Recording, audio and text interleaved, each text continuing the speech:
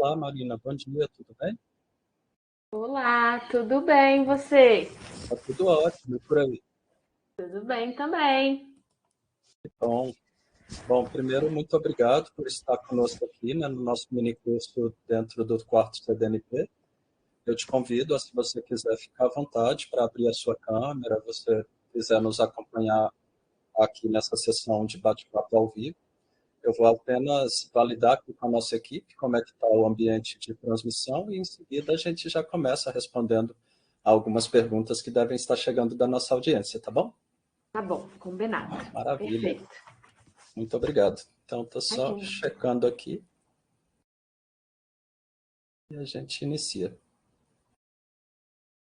Perfeito, está transmitindo excelente. Então, uma primeira questão que chegou aqui para ti, Marina, foi a seguinte: qual que é o maior desafio para desenvolver habilidades de empreendedorismo no Brasil em um mercado que seja tão competitivo, ou seja, em alguma área que seja competitiva? Muito bom. Primeiro, então, bom dia. Muito obrigada pelo convite para estar aqui com as pessoas e falando de um tema que eu gosto tanto, né? Sou muito suspeita para falar dele. Obrigada pela pergunta também, e eu acho que essa é uma pergunta muito importante, né? Assim, então, como que a gente faz para desenvolver essas habilidades no mercado tão competitivo? E eu acho que a resposta ela é um pouco complexa, mas eu vou começar falando como que a gente tem visto isso funcionando, né? E acho que o principal ponto é a gente sistematizar esse processo de desenvolvimento. Ali no vídeo a gente fala muito sobre como essas habilidades já fazem parte do nosso dia a dia. Então, quando a gente para olhar com cuidado para essas habilidades, a gente vê que elas são importantes em muitos contextos da nossa vida, né? Inclusive para a gente ter sucesso em qualquer área, né? Independente se a gente está encarando o que a gente está fazendo como empreendedor ou não.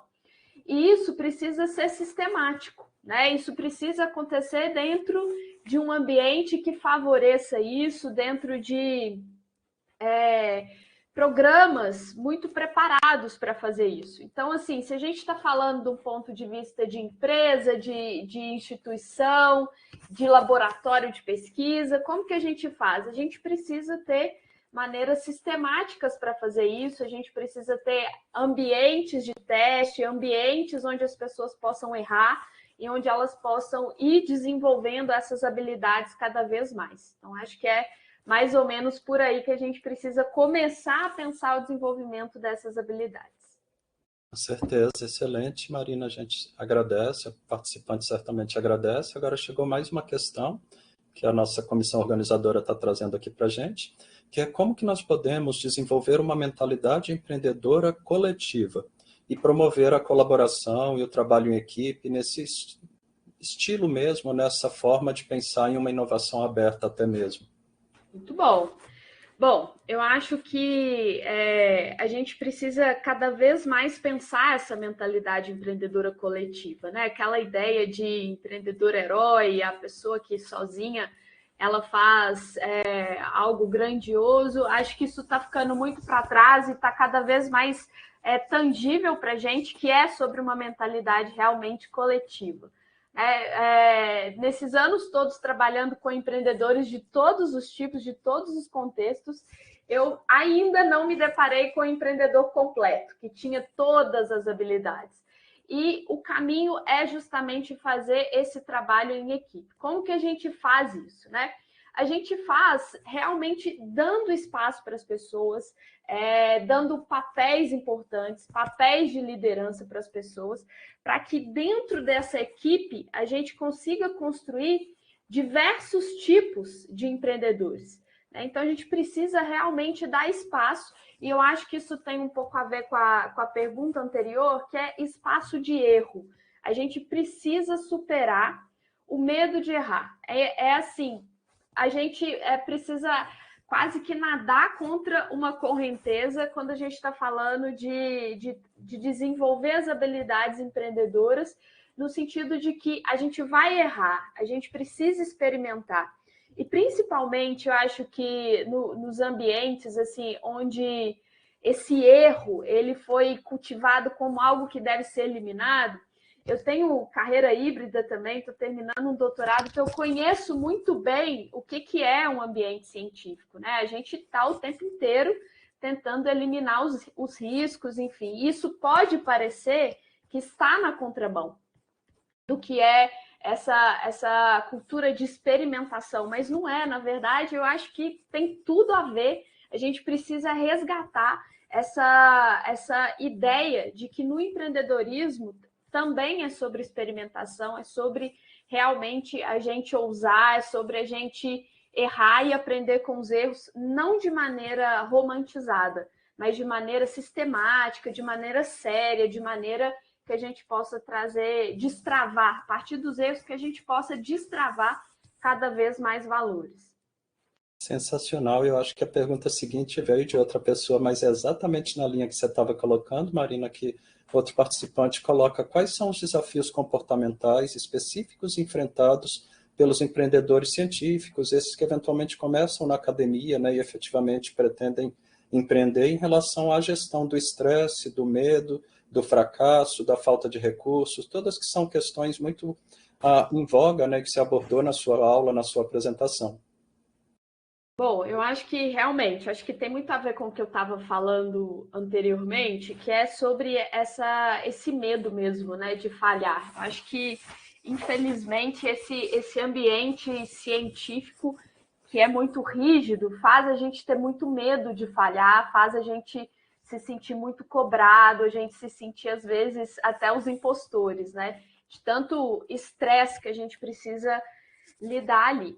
Mas tem um outro ponto que eu acho que não está ainda, né, sendo tão discutido ali na literatura, que eu vejo que tem um forte potencial, assim, que é os pesquisadores, essas pessoas que estão ali atuando com hard science, que tem, né, muito essa coisa da sistemática, do método, do científico, essas pessoas não se enxergarem enquanto empreendedores. Eu acho que tem aqui um ponto que precisa mudar e que vai destravar esse processo de desenvolver mais empreendedores nesses contextos. Por quê? É muito importante para o processo de desenvolvimento empreendedor se enxergar empreendedor.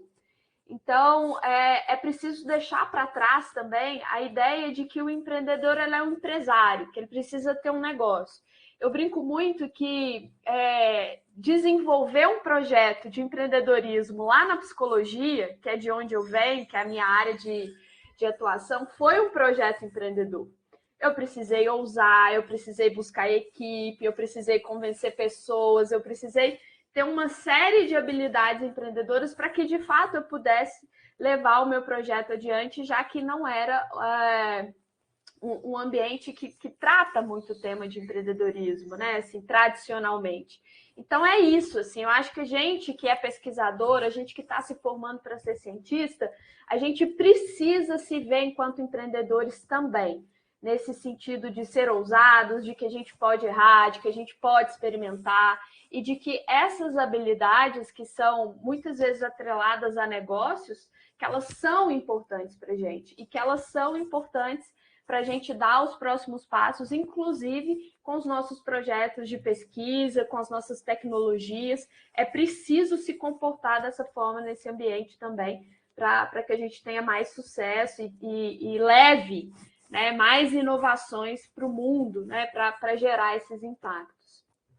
É verdade. Inclusive, tem muitas pessoas que têm até um pouco de receio, né, de falar a palavra fracasso. Elas acham que falar a palavra fracasso seria algo negativo. E não, muitas vezes o que alguns chamam de fracasso e os que têm medo chamam de insucesso, ele seria, na verdade, o tocar eventualmente o fundo do poço e, às vezes, quando você toca nele, você tem a perspectiva de sair. E a lei da inovação já está aí, né? Como você colocou, já tem quase 20 anos. Então, na prática, já é o momento mesmo de o meio acadêmico movimentar um pouco mais. Não estamos dizendo que, claro, já não movimenta, mas movimentar mais no sentido de começar a desenvolver soluções que sejam realmente comprometidas com algo que o mercado pretenda adotar, né? Que tenha preocupação com a perspectiva do cliente, do consumidor, com a perspectiva efetivamente de aonde se pretende chegar, onde que se pretende ir do ponto de vista de a solução adotável pelo setor produtivo, né? Tem chegado várias questões, chegou mais uma aqui para ti, Marina, que é como que nós podemos criar um ambiente empreendedor, um ambiente de inovação, né, um ecossistema de inovação que estimule esse processo e que encoraje a formação de novos hábitos e até mesmo a transformação dessa mentalidade que você colocou. Bom, eu acho que a palavra ambiente empreendedor ela é muito importante quando a gente está falando de transformação, de desenvolvimento das pessoas. Porque o comportamento ele não acontece no vácuo, né? Ele acontece como qualquer outra variável, sob condições de pressão e temperatura. Então, o ambiente, ele precisa ser realmente desenhado, arranjado, para que as pessoas comecem a desenvolver esses comportamentos. Mas, para mim, o ponto-chave nessa... Se eu dissesse assim, qual que é o primeiro passo para a gente construir um ambiente empreendedor? Primeiro, é a gente entender o que a gente quer com esses comportamentos, assim, não é simplesmente a gente falar, vamos nos tornar mais empreendedores, mas o comportamento empreendedor ele é um recurso, né? Ele faz parte da estratégia, ele faz parte do meio para se chegar a algum lugar. Então, precisa ficar muito claro o que a gente quer com isso, né? O que a gente quer ao se tornar mais empreendedores, ao transformar o nosso ambiente de trabalho num ambiente mais empreendedor. Uma vez isso claro, a gente começa a entender e começa a ver de maneira mais direta como que a mudança de comportamento traz resultados tangíveis, resultados importantes. E aí eu vou pegar um gancho ali na fala do que o Luciano estava dizendo, que assim, encarando o mercado não como algo que diminui a qualidade do que a gente faz, mas como algo que vai potencializar o consumo, que vai potencializar o impacto, que vai potencializar a absorção do que a gente está criando, a gente começa a ver que, à medida que a gente vai mudando o nosso comportamento e vai trazendo mudanças para o que a gente está entregando ali, a gente começa a ver sentido nessa mudança de comportamento. Então, essas coisas precisam estar muito claras e muito alinhadas, né? Então, eu mudo aqui, qual é o resultado que eu tenho? E isso vai dando força para esse arranjo empreendedor, isso vai dando força para o ambiente e vai deixando ele cada vez mais consolidado. Então, precisa estar muito claro o que a gente quer e uma apuração dos resultados que a gente tem quando a gente muda o comportamento. Fantástico, Marina, e até o próprio retorno, né? O pesquisador vai ter o retorno, seja em royalties para a universidade, consequentemente para o laboratório dele, seja o retorno da visibilidade, que vai atrair um parceiro, né? Que eventualmente no futuro vai estar aportando recursos financeiros ou outras abordagens já começando a ciência, o desenvolvimento junto com um parceiro que já está comprometido com a adoção. Então faz todo sentido o que você está colocando. A gente tem, acredito que mais algumas perguntas, mas a gente vai a uma última aqui por conta do horário, né, e do prazo que a gente tem, que é uma pergunta seguinte: quais são os fatores-chave que influenciam a formação de hábitos empreendedores? E como que eles podem ser cultivados em um ambiente de trabalho, seja na academia, seja numa startup? Como é que você acredita nesse sentido? Bom, eu acho que também tem um pouco a ver com o que eu estava falando na fala anterior, que a gente precisa ver a função do comportamento, né? A gente precisa enxergar os resultados que a nossa mudança de comportamento traz. Então, quando a gente fala de processos sistemáticos, essa é a dica que eu dou, assim. Sempre que vocês estiverem propondo uma mudança de comportamento, tentem relacionar essa mudança de comportamento a algum resultado. Então, falando do ponto de vista individual, né? Eu quero mudar de comportamento e o que é chave para essa mudança de comportamento? Eu preciso ver o que o meu comportamento traz de resultado para mim. Então, assim, pensando, sei lá, um comportamento de coragem para riscos. né, que tem a ver com falha, tem a ver com erro. Comece pontualmente, escolhe por onde você vai começar e entende assim, tá, então aqui eu vou me arriscar, aqui eu vou ter mais coragem, aqui eu vou fazer uma mudança de comportamento. O que isso traz para o meu projeto? O que isso traz, né, para o que eu estou vivenciando? O que isso traz para o meu trabalho? Comecem a fazer essas relações. É isso que traz força para a mudança de comportamento. Né? Ninguém muda porque sim, porque é legal, porque alguém falou que precisa mudar.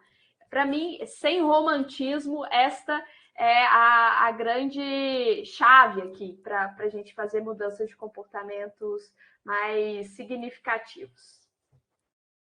Excelente, Marina. A gente agradece muito, certamente todos os nossos participantes aqui que estão acompanhando também. E já de antemão agradecemos, né, eu, em nome da nossa comissão organizadora, todo o time da Troposlab que contribuiu aqui com este evento e está contribuindo bastante, que trouxe um minicurso que atraiu centenas dos nossos participantes e que certamente está agregando muito valor, não só em conhecimento, mas também em experiências, em vivências que vão poder mudar a vida de muita gente. A gente agradece muito a Troposlab aqui em seu nome. Eu que agradeço, estou muito feliz de estar aqui, sempre disponível, só me procurar. Estou sempre aqui para a gente falar sobre o assunto. É um prazer para mim. Obrigada mesmo. Muito obrigado. Gratidão, Marina. Tchau e até Tchau, mais. tchau. Até mais.